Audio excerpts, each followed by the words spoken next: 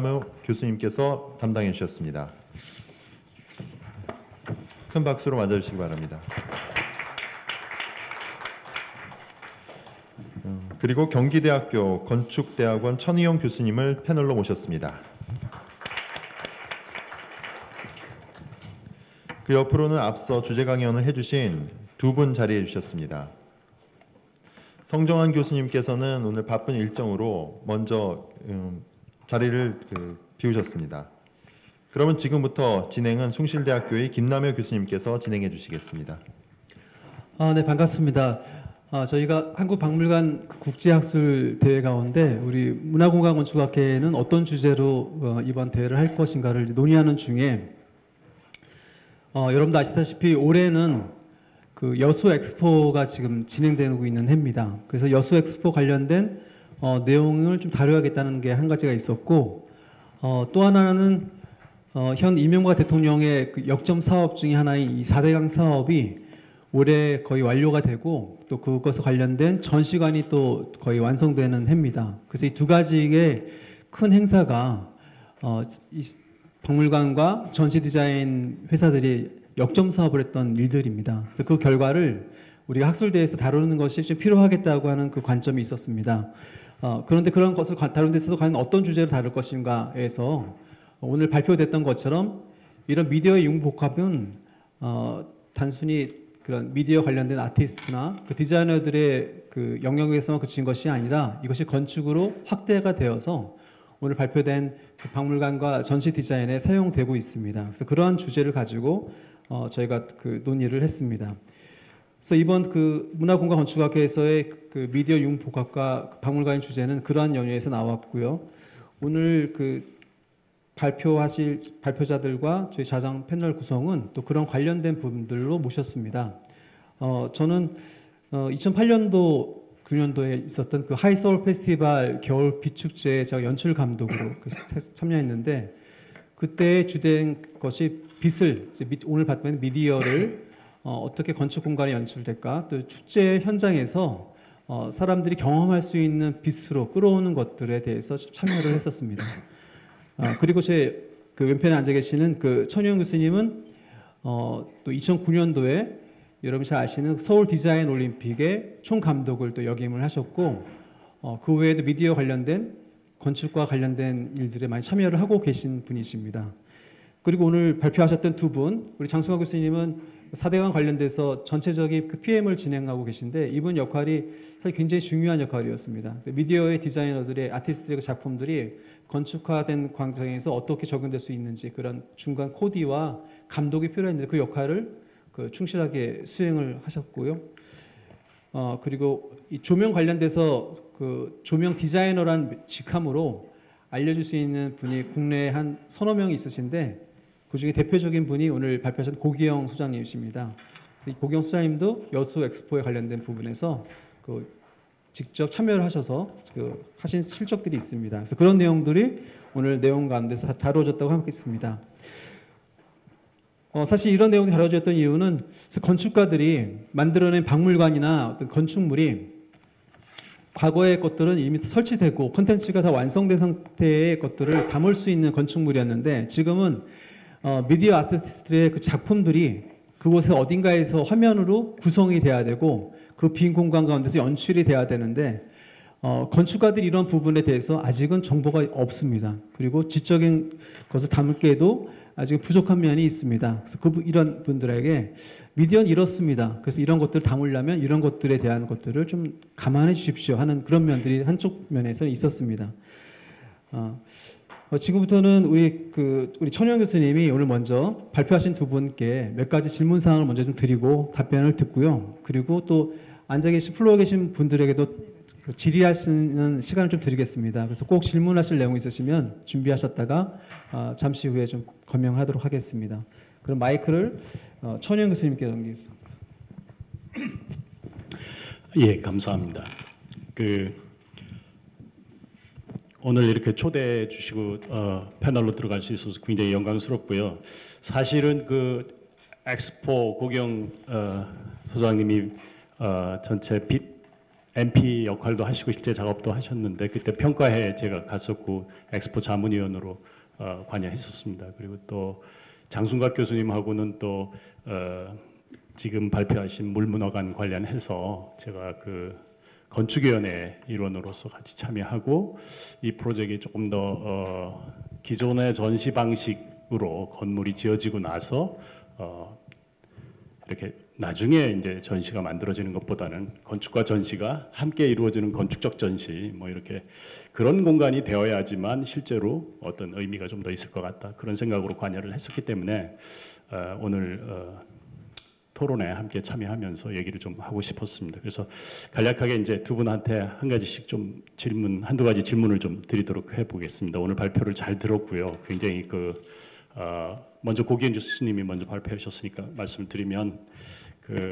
굉장히 다양한 분야에서 이제 빛을 가지고 참여하고 계신데 요즘은 이제 사실은 빛하고 미디어의 경계가 거의 사라지는 것 같아요. 그렇죠? 그래서 그런 부분들이 이제 빛 자체가 미디어가 되고 미디어 자체를 그냥 광원으로 써서 조도도 맞출 수 있는 뭐 이런 부분들이 굉장히 융복합돼서 나타나고 전시관일 경우에는 뭐 더욱 그럴 것 같고요.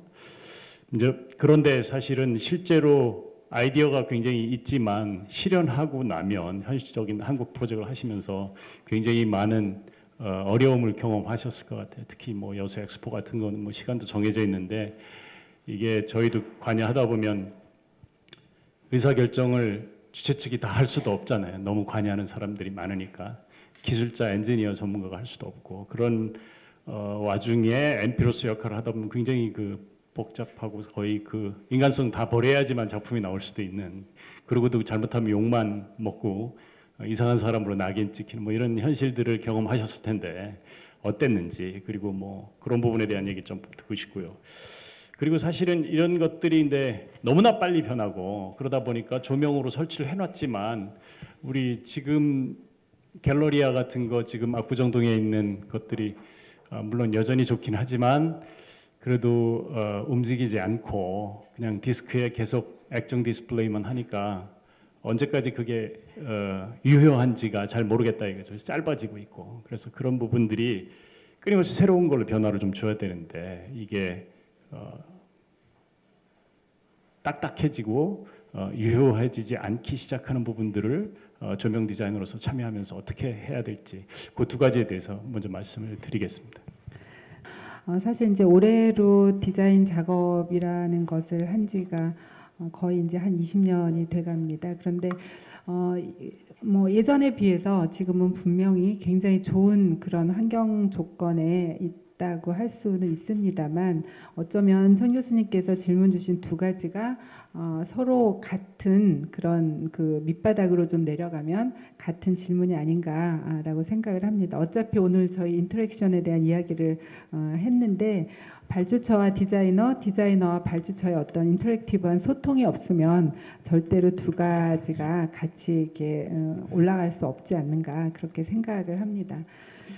여수 엑스포를 하면서 이제 두 가지의 프로젝트는 굉장히 다른 구조라고 할 수도 있겠는데요. 여수 엑스포는 이제 단발적인 프로젝트였고 또 그런 도시를 구성하고 있는 건축물들은 장기적인 굉장히 지속 가능성을 가진 그런 프로젝트라고 할 수가 있을 것 같습니다.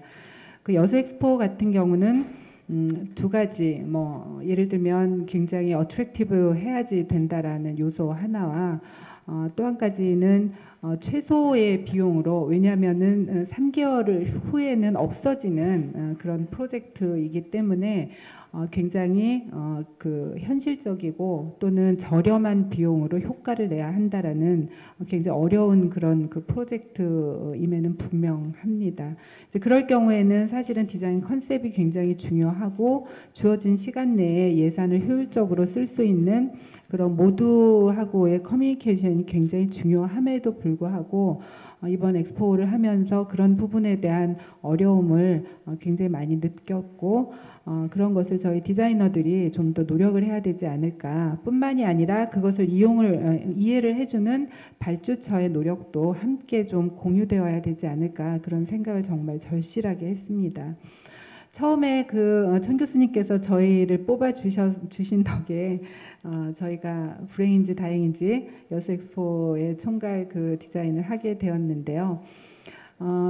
처음부터 이 프로젝트의 명칭이 굉장히 모호했었습니다. 우리가 공간을 볼 때에는 따로따로 보는 것이 아니라 전체를 하나의 어떤 레이어를 가지고 총체적으로 인지를 함에도 불구하고 프로젝트의 명칭이 건축물을 뺀 나머지의 그런 경관에 대한 것을 야간에 빛으로 계획을 해야 되는 그런 회장 연출 이런 아주 묘한 그런 제목으로 시작을 한 게 이제 좀 문제가 아니었나라고 생각을 합니다. 그래서 건축물을 뺀 나머지 경관은 과연 무엇일까? 그렇다고 바다를 조명을 할 수도 없고 이제 그런 입장에서 MP라고 하는 말은 좀 무색했던 것 같고요.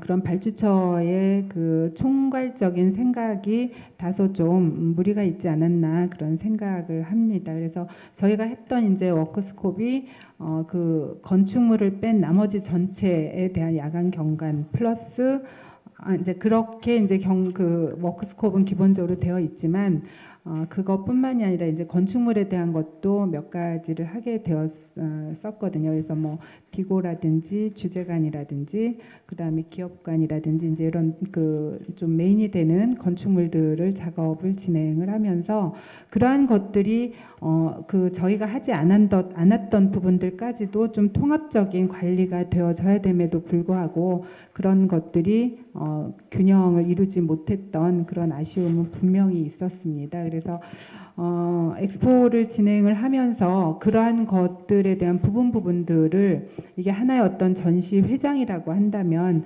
그런 각각의 요소들을 어떻게 연결시켜 주어서 하나의 정말 제대로 된 연출을 진행을 할 수가 있을지에 대해서 발주처나 또는 건축가나 디자이너나 함께 고민을 랜드스케이프 아키텍트나 함께 고민을 했어야 되지 않았나라는 아쉬움 아닌 아쉬움이 굉장히 많았고요. 이제 그럼에도 불구하고 과정 속에서 그런 문제점들을 지적을 해나가면서 총괄적인 그런 디렉팅을 했던 부분에 대해서는 또 굉장히 큰 어려움 플러스 또 아쉬움 플러스 또 감사하는 그런 마음도 분명히 있습니다. 그래서 어쨌든 여수 엑스포를 거치면서 다음번에 이러한 유형의 또 큰 엑스포가 있다면 인테리어, 엑스테리어 또는 건축물, 전체 랜드스케이프 또는 주간, 야간 이런 모든 것들의 통합적인 그런 계획과 진행이 철저하게 필요하지 않을까라는 생각을 하게 되었습니다. 여러분들 많이 부족하더라도 잘 좀 봐주시면 좋을 것 같고요. 문제점도 많이 지적을 해주시면 저희가 앞으로 더 노력을 하겠습니다. 그리고 이제 컨텐츠 부분에 대해서도 저희가 이제 많은 작가분들하고 또 건축가들하고 작업을 하는 과정에서 그러한 것들이 동시에 이루어졌었으면 하는 아쉬움도 분명히 있었고요. 어쨌든 여수 엑스포에 대해서는 그런 상황이고, 그다음에 이제 두 번째 질문을 주신 작가를 조금만 소개시켜 주실 네, 수 없습니다. 저희가 이제 아까 보셨던 프로젝트들은 이제 저희가 같이 작가분들하고 다 작업을 했던 내용들인데요. 예를 들면 저희가 이제 전략을 어떻게 세웠냐면 상징 조형물은 김앤 고틀립이라고 하는 서울대 조각가 나오셔서 베를린에서 활동하고 계신 분이 캐나다 아티스트랑 같이 조인을 해서 프로젝트를 진행을 저희랑 함께 하고 있는 상황입니다. 여러 가지 프로젝트를 같이 진행을 했고요.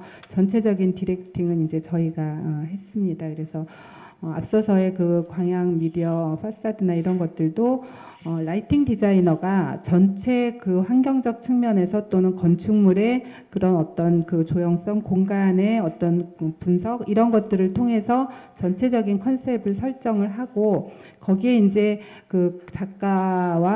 작가에게 그런 컨셉을 제시를 해주면서 여기에 컨셉은 이러이러하니 이런 것들을 구현을 해주었으면 좋겠다. 이제 근데 그런 것들을 구현을 하기 위해서 제일 중요한 것은 어떠한 시스템이 적용이 되느냐가 굉장히 중요합니다. 중요하다라는 거죠. 그래서 제가 오늘 건축물들 레졸루션의 종류에 따라서 또는 표현 방식의 내용에 따라서 몇 가지의 사례를 각기 다르게 보여드린 것처럼 컨텐츠도 중요하지만 어떤 이미지를 보여주는지도 중요하지만 그 이미지를 어떤 시스템을 통해서 보여주느냐는 굉장히 중요한 그 이슈라고 생각을 합니다. 그래서 예를 들면 아무리 아름다운 옷이 있어도 그 옷을 누가 입느냐에 따라서 달라지는 것처럼 그 옷을 입는 사람의 조건을 정확하게 정리를 하고 분석을 해서 그에 맞는 피팅을 하고 그것에 맞는 색상과 여러 가지의 그런 그 형태를 만들어 가는 것처럼 그러한 분석이 없으면 또는 그러한 시스템에 대한 것을 제대로 알지 못하면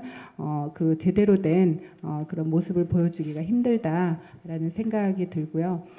그 광양보드 같은 경우는 저희가 이제 컨셉을 그 이순신 대교가 있었기 때문에 거기가 이제 또 충무공 이순신을 또 굉장히 그 하나의 어떤 큰 모티브로 그 만들어가는 상황이고 또 광양이라고 하는 도시가 또 그 포스코 철의 도시 이런 것들과 연계를 해서 그런 축제 이순신 또는 그 백남준에 대한 것을 또 굉장히 그 동네는 중요하게 생각을 하더라고요. 그래서 백남준 작품들과 연계해서 또는 이순신 대교와 또 우리가 갖고 있던 그런 역사적인 기억들 이런 것들을 전부 이렇게 그 통합을 해서 그 우리의 그 사이트가 가지고 있는 환경적인 것을 표현해 줄 수 있는 작가군과 그리고 그러한 그 어떤 스타 미디어 아티스트들하고의 그런 상황들을 통해서 백남준과 또 그 한나라고 하는 유러피안 아티스트 또 김앤고 그리고 오이오이라고 하는 작가 이런 분들을 저희가 이제 여러 그 수백 편의 작품들을 보고 저희 컨셉에 맞는 아티스트를 선정을 해서 그분들에게 저희의 이제 그 시스템에 대한 조건을 드리고 저희의 컨셉을 드리고 그거에 맞는 이제 작업들을 할 수 있게끔 저희가 전부 디렉팅을 한 그런 상황입니다.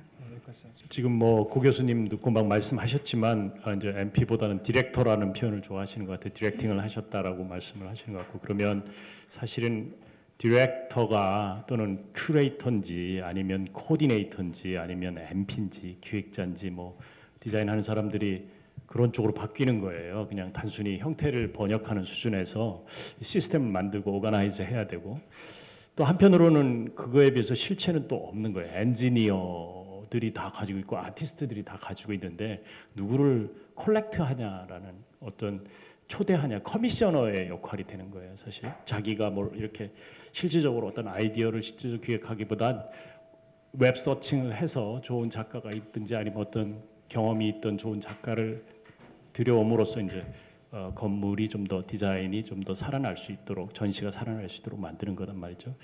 그래서 이런 부분들이 뭐 굉장히 어떤 면에서는 다양해지는 것도 있고 어떤 면에서는 그것 때문에 사실은 종래적 의미의 마스터 디자이너나 아키텍트의 역할은 또 약화되는 부분도 있고 변질되는 부분도 있단 말이죠. 그래서 어떤 게 미래적인 방향인지는 잘 모르겠습니다만 변화하는 건 사실인 것 같다. 그래서 그런 부분에 대한 그 직분이 어떻게 변하는 게 좋은지에 대한 것들이 특히 물문화관을 경험하면서 장 교수님은 사실은 이게 굉장히 어려웠을 것 같기도 하거든요. 건물이 지어지는 작가가 있고 또 외국 건축가가 와서 국내에서 설계하면서 거기에 전시는 또 따로 이제 전시회사가 있고 그걸 가지고 있는데 그 사이를 다 연결시키고 통합하는데 어려움이 좀 많이 있다. 예산 문제도 있고 공기 문제도 있고 또 그거 말고도 전시 내용이 어떤 게 들어가냐 이런 문제들을 많이 경험하고 있습니다. 사실 지금도 계속 진행형이고 마지막 대표 문화관이 지금 진행되고 있는데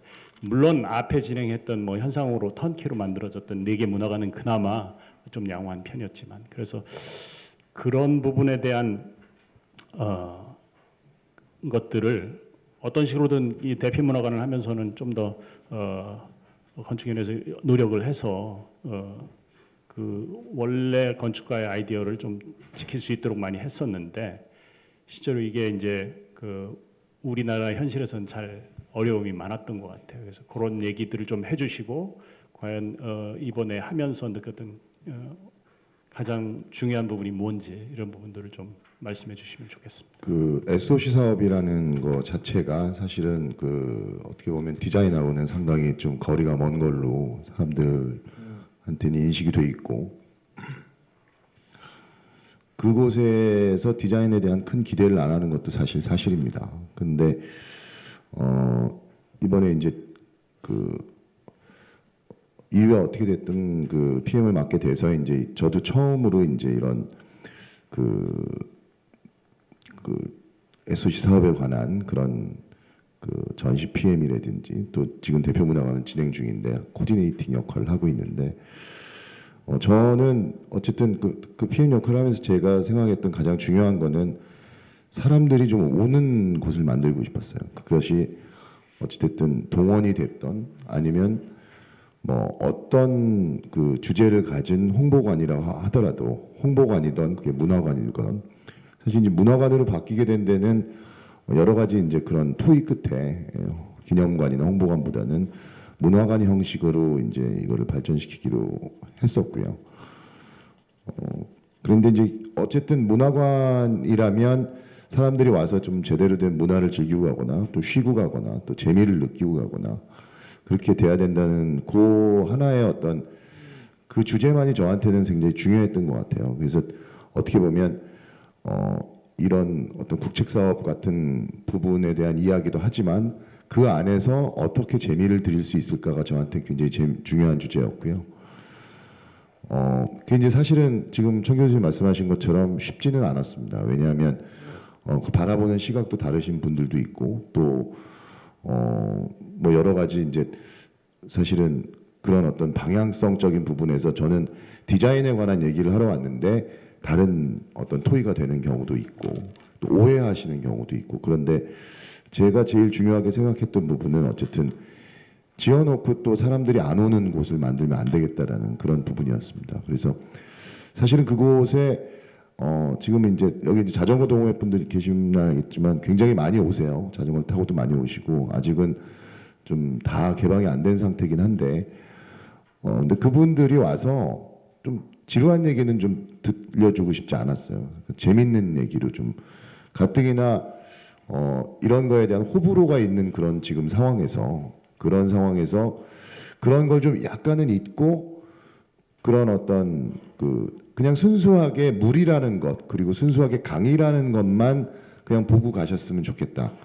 근데 그 안에 사실은 국책사업이라는 거는 그 사업에 관한 타당성도 말씀드려야 되고 여러 가지가 있더라고요. 그래서 그런 부분도 말씀을 드리되 너무 딱딱하지 않게 좀 진행이 됐으면 하는 그런 생각이었거든요. 그래서 그런 것들 조율하는 것이 저한테는 좀 힘들었고, 둘째는 아까 말씀하셨듯이 이제 건축이 진행이 된 상태에서 이제 전시회사가 다시 컴피티션을 통해서 이제 들어온 그런 프로젝트였기 때문에 그 건축과 전시의 어떤 하모니적인 측면에서는 좀 아쉬운 부분이 있습니다. 그래서 건축가의 의도와 또 가장 부합할 수 있는 또 전시를 만들어내야 되는 그런 부분이 좀 조금 힘든 부분이 있었고, 그래서 지금 이제 마지막 하는 그 대표 문화관은 어쨌든 한일아시드라는 유명한 건축가가 이제 아주 한마디로 말하면 참 잘 설계된 건물이에요. 그래서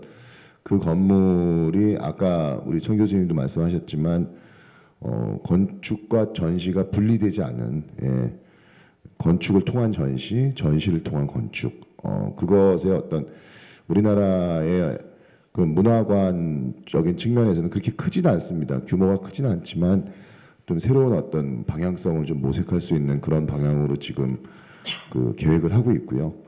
올 9월에 끝날 예정인데 아마 새로운 명소로 잘 태어나기를 그렇게 바람이 있습니다. 어쨌든 잘 이끌어서 잘 끝낼 수 있도록 노력하겠습니다. 네. 질문 사항 있으시면은 거술 좀 해서 질문을 한두 분 받겠습니다. 질문하실 분 있으시면 거술을 하십시오.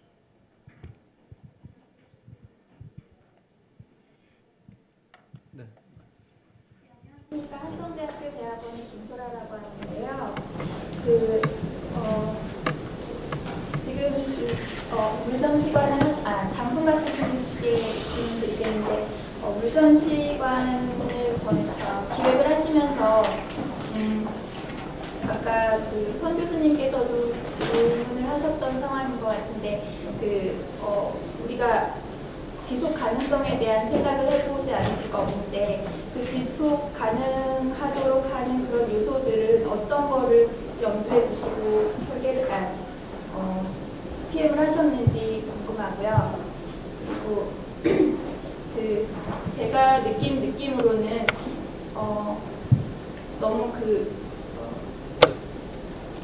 디자이너가 주입하는 혹은 정부가 주입하는 기획을 벗어나서 보다 사용자들이 사용자들에게 어필할 수 있는 가장 쉽고 기본적인 주제를 가지고 접근을 하셨다고 생각을 하는데 그러한 요소들을 고려한 부분은 어떤 것이 있었는지가 궁금합니다. 이번 정부뿐만 아니라 이 전 정부나 그 전 정부나 사실은 다 호불호가 있습니다. 근데 그거에 대해서 제가 뭐 좋다 나쁘다 할 입장은 아니었고요. 사실 저는 이제 그 문화관이 잘 지어지는 거를 어떻게 잘 지을까? 왜냐하면 정부에 계신 분들은 이쪽 전문가가 아니시니까 그래서 제가 거길 간 거고 전문가적인 입장에서 이제 그 지금 말씀하신 지속 가능성에 대해서 몇 가지로 나눴습니다. 그래서 저는 제일 중요하게 생각했던 거는 주민 친화존입니다. 그래서 조닝을 할 때 아까 제가 보여드렸던 부분은 문화예술존이었고요. 주민 친화존이라 하면 간단히 말씀드리면 문화관 앞에 원래 이렇게 조경이 많이 돼 있었습니다. 이렇게 뭐 바위나 뭐 소나무 이런 거. 사실은 그렇게 돼 있고 이제 길이 이렇게 나 있는 전통적인 그런 방식이었는데 우선은 그것을 없앴어요.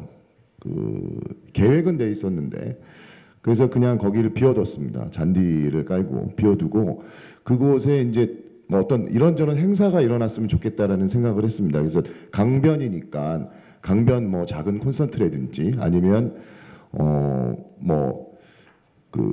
강변 예식이라든지 뭐 그런 어쨌든 비워두면 그거에 따라서 여러 가지 용도로 그러니까 사용할 수가 있기 때문에 인공적인 어떤 조경은 어느 부분에선 빼서 내개문화관 전체에 그렇게 비워둔 공간이 있습니다. 그래서 거기서 지금은 아마 농수산부에서 주말 직거래 장터를 하는 걸로 알고 있고요. 또 하나는 한 30석 규모의 방을 2개를 만들었습니다. 그래서 그 방은 가령 이제 한강문화관이 있는 곳이 이제 여주인데 여주 문화원 분들이 와서 회의도 하실 수 있고 그 주변 그 주민들께서는 누구나 와서 그냥 쓰실 수가 있어요. 그래서 교육도 그 안에서 도자기 교육도 그 안에서 할 수 있고 그래서 그런 프로그램을 요구를 했습니다. 그러니까 그 문화관 자체에 이러이러한 걸 만들었으니 이렇게 주민들이 참여하셔서 와서 여러 가지 교육행위나 뭐 다른 어떤 그냥 주민들의 어떤 사랑방 같은 그런 공간이 만들어질 수 있게끔 했고 또 하나는 사실 그 안에 이제 뭐 편의점이 하나 들어와 있는데 그 편의점이라는 것을 여러분들 아시다시피 그냥 편의점 안에 들어가면 이렇게 서서 뭐 먹고 뭐 그러는 공간밖에 없거든요. 그래서 공식적으로 이제 그 안에 무슨 영리 사업을 할 수는 없으니까 그 안에 이제 그냥 그 편의점에서 뭘 사다가 이렇게 드실 수 있는 그런 쉼 공간을 조금 크게 만들었습니다. 카페처럼. 그래서 상당히 많은 부분의 판매를 걷어냈다는 부분이고 거기에 이제 앞으로 이제 계속 발전해 나갈 수 있을 거라고 생각하는데 문화예술 작가의 어떤 기치를 하나 꽂았다는 부분이고 또 많은 부분 비워둠을 통해서 그것이 그 주민들이 그냥 자주 사용할 수 있는 공간으로 활용되게끔 그렇게 비워둔 부분이 좀 많았다. 그런 부분이 조금 이제 지속 가능성 앞으로의 어떤 프로그램에 따라서 변화가 가능한 공간 그런 걸 만들었다고 그런 방향을 제시는 했습니다. 그래서 그 앞으로는 사실은 저는 이게 아무래도 정부 주도의 프로젝트라고는 하지만 그거를 이제 앞으로 운영하시는 분들이 잘 운영할 수 있도록 처음에 어떤 플래닝은 좀 있어야 된다고 생각을 하거든요. 그래서 교육부하고도 상의를 해서 그 안에 물에 관한 뭐 주말 방과후 교실이라든지 이런 것들을 교육 프로그램을 또 만들었어요, 작년에. 그래서 그 교육 키트도 만들고, 그래서 이제 그 어차피 주말 방과후 교실은 있어야 되니까 요새 초등학생들이 계속 여기저기 다니면서 하거든요. 근데 최소한 여기에 와서는 너무 딱딱한 교육을 받지 않고 밖에서 잔디밭에서 놀다가 또 한번 이렇게 강가에 이렇게 거닐다가 와서 예술 작품 보고 또 한 1시간 정도는 되게 재미있게 창의대전에서 개발한 어떤 프로그램 자체가 이렇게 지루한 프로그램은 아니거든요. 그래서 재미있게 그냥 물에 관한 얘기, 물이 도대체 뭔가, 아니면 강이 도대체 뭔가, 요 정도 듣고 주말 방과후 가시면 되겠다. 그러니까 처음에 그거 만들 때 그런 프로그램들을 먼저 생각을 한 것이 좀 중요하지 않았나 이렇게 생각이 됩니다. 네. 네, 고맙습니다. 한 분 더 질문 받도록 하겠습니다. 반응인데요. 되게 발표 듣고 인터랙티브하고 그리고 사람 중심으로 많이 말씀하셨는데 과연 빛이란 것이 인간에게 어떤 감정을 자극하고 라고 생각하시는지 두 분 다 듣고 싶거든요. 굉장히 어려운 질문인데요. 인간에 대한 감성을 어떻게 자극을 하느냐라는 부분은 상당히 개인적일 수가 있겠지만, 아까 제가 전체 그 엑스포를 관련을 해서 과연 그 디자이너가 어떤 역할을 해서 그것을 통해서 경험하는 사람들에게 어떠한 그 재미있는 요소를 만들어 줄 것이냐, 이런 부분에 대한 그 질문으로 제가 답을 드리도록 하겠습니다.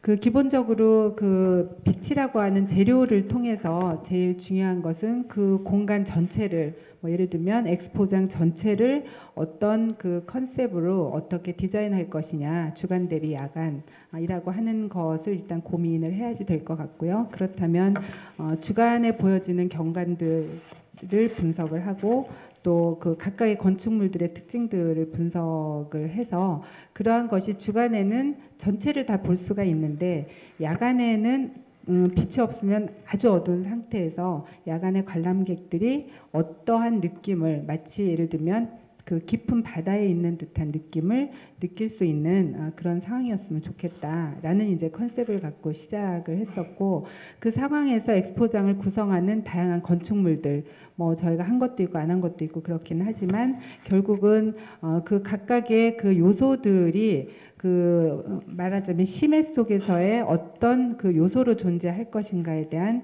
그런 그 빛의 개념들을 건축가들과 협의를 해서 아키텍처럴 라이팅 디자인을 하게 된 거죠.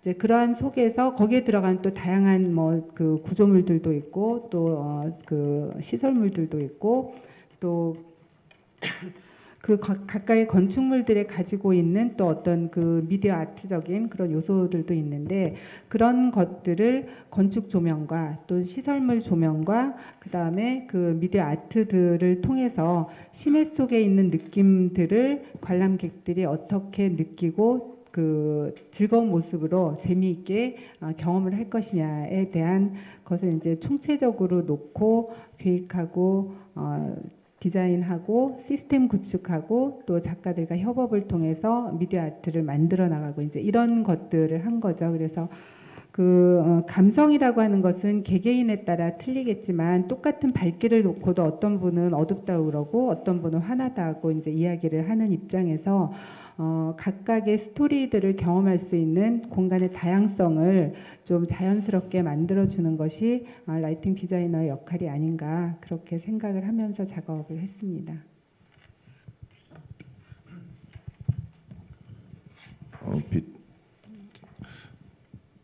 제가 한국에 와서 처음 작업한 게 2000년도에 왔거든요. 근데 사실 이제 제가 프랑스에 간 것도 아까 우리 고 교수님 PPT 자료에 있던 꼬르비제라는 분 때문에 거기에 갔었고, 그 말은 저한테 사실 신앙이었습니다. 어떤 조형물에 빛이 쏘여서 그것이 만드는 그림자와 그것이 입체화되는 것들이 바로 건축의 근간이라는 거. 그렇기 때문에 제가 첫 작품을 대전의 치과 프로젝트를 하나 했었어요. 근데 사실 그때만 해도 이제 다 하얗게 하는 경우가 없었던 프로젝트였는데 그 건축주도 되게 놀랐고 저도 굉장히 욕도 많이 먹었고, 근데 그 안에 천정에 다이렉트 라이팅이 하나도 없었습니다. 아마 지금 잡지를 찾아보시면 아마 그게 나올 텐데, 근데 건축 잡지 공간지 기자가 오셔가지고 당신은 왜 이렇게 하얗게 했느냐라고 저한테 물어보셨었어요. 그래서 저는 그냥 이게 자연광은 아니지만 자연광을 가장 흡사하게 만든 광으로서 그 빛들이 가장 잘 스며들게 하기 위해서 다 하얀색을 했다. 근데 사실 이게 하얀색이 아니라 다 여러 가지 회색의 중첩의 형상을 우리가 볼 수 있지 않느냐, 뭐 이렇게 얘기했던 기억이 납니다. 빛이라는 거는 공간을 만드는 데 있어서 가장 중요한 재료고, 제가 재료학 강의할 때는 보통 우리 재료학 강의할 때 석재, 뭐 철재, 목재, 뭐 이렇게 뭐 벽돌 뭐 이렇게 나오잖아요. 근데 저는 그거는 이제 그 8주간 하고요. 나머지 8주는 빛 뭐 이런 얘기로, 그것도 정말 중요한 재료이기 때문에 뭐 빛, 감성 뭐 이런 식으로 우리가 공간을 만드는 데 필요한 또 다른 재료들에 관한 그 강의를 하거든요. 그렇듯이 저는 사실은 그게 건축가가 됐건 또 인테리어 디자이너가 됐건 조명 디자이너가 됐건 전시 디자이너 분이 됐건 저는 굉장히 중요하게 다뤄야, 가장 그거를 염두에 두고 사실은 작업을 해야 된다고 저는 생각을 합니다. 그래서 특히나 이제 지금 현재의 입장에 있어서는 아까 말씀하셨듯이 조명이라는 것이 옛날에 기존의 어떤 방식의 조명 역할을 떠나서 그걸로 저희가 메시지도 전할 수 있고 또 그걸로 우리가 또 정보도 받을 수 있고 어떤 커뮤니케이션의 또 다른 어떤 수단이 되게 하기도 하고 공간 연출의 어떤 또 다른 그런 그 패러다임의 전환의 시기에 와 있다고 생각을 하거든요. 그렇기 때문에 굉장히 전문적인 분야로서 또다시 저희가 지금 오늘 주제로 삼은 이 융복합의 굉장히 천병이 아닌가 이렇게 생각을 하고 있어서 지금 여기 와 계신 이제 대학원생들도 그걸 그냥 단순히 라이팅이라는 생각을 갖지 마시고 그것이 가질 수 있는 여러 가지 복합적인 앞으로의 기능과 효과와 이런 것들을 중요하게 생각하고 공부를 하셨으면 좋겠습니다. 네.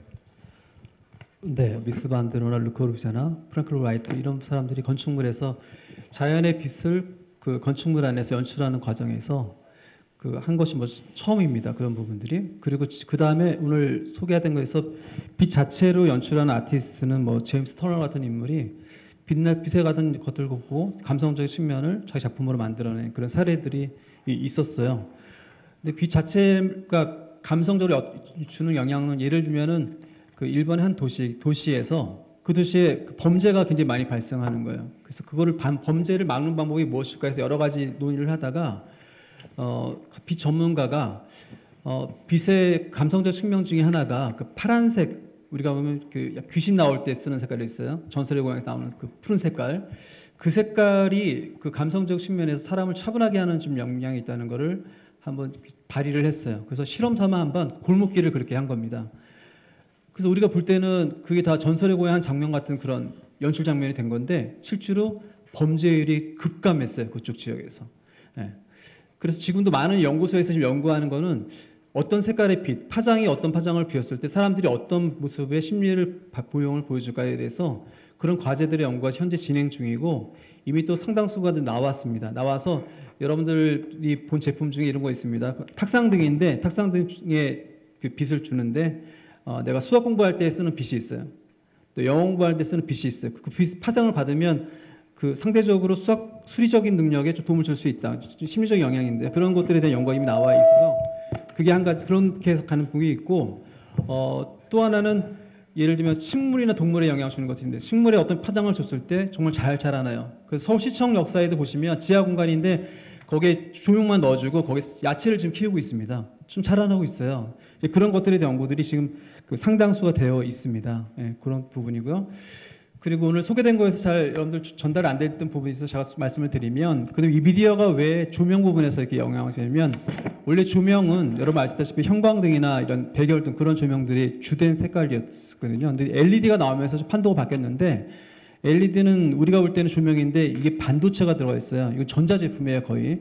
그래서 그걸 조명기 연출자들이 쓰면서부터는 그 전보다 다양한 빛의 연출이 가능하게 된 겁니다. 그래서 조명하시는 분들은 LED를 사용하게 된 거고, 또 한 축이 있습니다. 미디어 연출가들이 있는데 이들은 저에게도 예술가예요. 그래서 빛을 가지고 예술을 하시는 분들이 있는데 그분들이 자기 작품에서 그 미디어 연출을 하고 있었거든요. 근데 이 빛을 가지고 조명하시는 분하고 미디어 아티스트 이 두 사람이 지금 이 세계를 가지고 지금 서로 간에 상충하고 있습니다. 조명하시는 분들은 이미 건물에 지어져야 될 전기 제어라든지 이런 그 장비, 시스템이 이미 그분들에 의해 설치가 되는 건데 미디어 아티스트들은 거기다 콘텐츠를 자기들이 제공한다고 생각을 하거든요. 근데 콘텐츠 제공하시는 분은 자기는 아티스트라고 생각하고 하시는 거고 조명하시는 분들이 하시는 건 아티스트 개념보다는 디자이너 개념이면 우린 디자인을 한다. 여기 디자인을 하는데 당신들의 컨텐츠를 우리가 담아주고 싶다고 하는 것들이거든요. 그래서 미디어를 가지고 아티스트로 접근을 하는 거냐 아니면 디자인적으로 접근하는 거에 따라서 조금 세계가 다르고요. 여기에 이제 오늘 발표된 건축가들이 바라보는 또 다른 관점. 건축가들은 나는 아티스트도 아니고 디자이너도 아니고 나는 아키텍트라는 개념 가지고 해서 이분들한테는 이제 이 미디어가 미디어 아키텍트라는 개념 가지고 지금 적용하고 되어 있는 겁니다. 예. 그런데 지금 아직 어려운 점은 뭐냐면 그럼 그걸 어떻게 풀어갈 것인가에 대해서 특별하게 지금 볼 수 있는 실마리가 아직도 많지 않거든요. 그래서 오늘 발표된 발의에서 소개됐던 내용들은 그런 과정에서 그나마 나름대로 그 일반인들한테 좋게 전달될 수 있는 그런 사례들을 발표되셨다고 생각하시면 맞겠습니다. 마지막으로 우리 여기 앞에 계신 패널분들 이제 한 1분씩 정도요. 오늘 발표 중요한 내용을 말씀하셨는데 이런 내용들에 대한 부분들 그래도 앉아 계신 청도들과 같이 하고 싶다는 말씀을 좀 해주셨으면 좋겠습니다. 제가 먼저 하죠. 뭐 디자인 쪽이나 예술 쪽에서는 인터랙티브란 말을 많이 쓰지만 건축 쪽에서는 사실 또 리스폰시브라는 개념을 많이 씁니다. 반응하는 건축. 사실 성 교수님이 가셔서 그런데 앞부분에 사실 버추얼하게만 사람들이 그렇게 느끼도록 하는 거지 액츄얼하게 공간이 바뀌는 건 아니잖아요. 사실. 그리고 공간이 그렇게 반응해서 움직이지 않고 그래서 랩크라스 같은 사람은 이걸 트랜스포머를 만들어서 막 돌리기도 하고 아니면 공간이 방방처럼 커지기도 하고 어떤 소재를 통해서 그게 미디어하고 같이 결합돼서 버추얼리도 바뀌면서 공간 자체도 실제 액츄얼리 바뀌는 그런 것들이 반응하면서 어떻게 나타나냐. 단순히 이제 어떤 이펙트만을 주는 게 아니라 공간 자체가 질적으로 바뀌는 거죠. 실제로 변화할 수도 있고. 그래서 그거를 반응하는 건축이라는 관점에서 여러 미디어들도 쓰고 미디어만 쓰는 게 아니라 실제 재료나 구조물을 가지고 움직이려고 많이 합니다. 그래서 조금 다르긴 합니다만 AT&T 티어터 같은 거 OMA가 렉스랑 같이 했던 것들 막 무대를 다 바꿔버리잖아요. 예?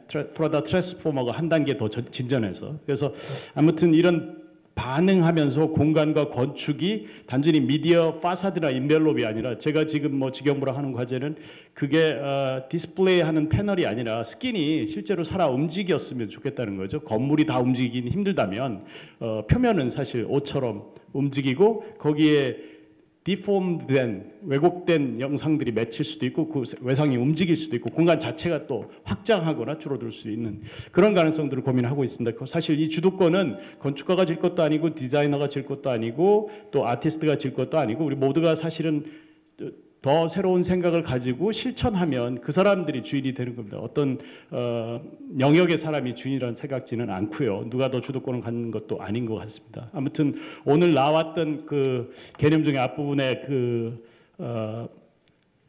어떤 인터랙티브 프로젝션 매핑 같은 것들이 또 오그멘티드 된 스컬프처 같은 거 조각이 막 없는데 만들어지고 이런 부분들이 또 건물하고도 결합되면서 아마 스케일로 나타나고 건축적인 정도가 아니라 이제 도시적인 스케일로 어떤 블럭들이 그렇게 바뀌는 그런 시기들도 어떤 이벤트 때는 나타날 거라고 생각이 돼서 이 부분이 앞으로 미래를 열어줄 굉장히 새로운 가능성의 어떤 보고다. 그래서 우리가 관심을 가지고 좀 더 주목해봤으면 좋겠다 이런 말씀 드리고 싶습니다.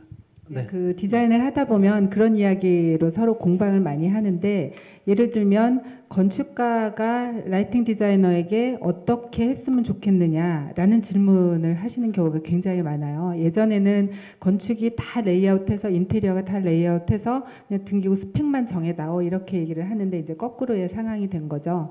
또는 어떤 클라이언트는 내가 어떤 건물을 짓고 싶은데 빛을 통한 어떤 이미지 전달을 할 수 있는 그런 건축물을 지었으면 좋겠으니 라이팅 디자이너 입장에서 그 컨셉에 맞는 건축가를 좀 같이 협업할 수 있게 소개해다오. 뭐 이런 류의 이제 어떻게 보면 아까 이제 천 교수님께서도 말씀을 하셨지만 누가 헤게모니를 쥐느냐의 문제가 아니라 그 대상, 그러니까 만들어질 공간 또는 오브제에 대한 생각을 누가 같이 누구와 함께 하느냐의 제가 아까 이제 수평적 네트워크라고 말씀을 드렸는데 그런 그 상황이 굉장히 중요하지 않을까. 이제 그러기 위해서는 그런 수평적 네트워크에서의 전문가적인 그런 기질을 좀 더 강하게 갖고 노력을 해야지 되지 않을까. 왜냐하면 그 수평적인 상황으로 가게 되면 어느 누구도 책임지지 않는 상황이 발생이 될 수 있다라는 거죠.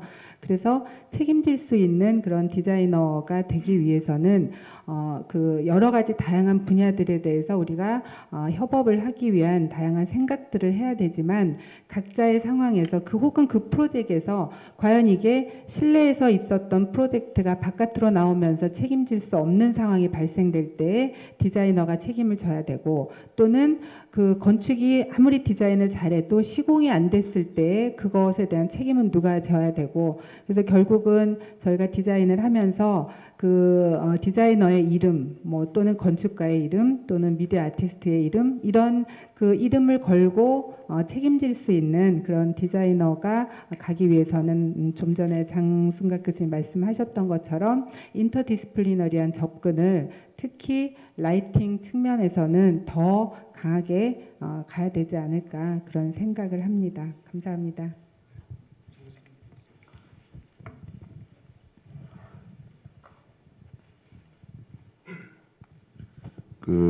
저희가 이제 문화공간 건축학회 충격학술 대회인데 사실 이제 문화공간 이 전시관뿐만 아니라 저희는 이제 도서관, 공연장 이런 것들을 포괄하는 그런 그 학회입니다. 그래서 사실 제가 이번 아까 발표드린 주제도 마찬가지지만 이 문화라는 것 자체가 제가 프로젝트를 하면서 매번 느끼는 거지만 굉장히 그 우리한테는 주는 것이 많다고 생각합니다. 저희가 어떻게 보면은 금전적인 그 삶도 굉장히 중요하고 경제적인 삶도 중요하고 또 여러 가지 우리 삶의 어떤 목표도 있지만 저는 그런 것들의 아주 작은 부분이나마 우리 마음속에 문화라는 것들이 마음속에 간직되어 있다면 그게 저는 사회를 발전시키는 또 다른 원동력이라고 생각하거든요. 근데 그 문화를 내가 굉장히 그 부자라서 문화를 향유할 수 있고 저는 절대로 그렇지는 않다고 생각합니다. 그 문화를 생각하고 그 문화를 받아들일 줄 아는 그 나의 그 열린 마음이 저는 굉장히 중요하다고 생각하고 그게 마음이 잘 열리려면 저는 어렸을 때부터 훈련이 돼야 된다고 생각하거든요. 마치 그 맛있는 것을 먹고 입이 열렸다고 하는 것이 굉장히 고급 음식 먹었다고 입이 열린 건 아니거든요.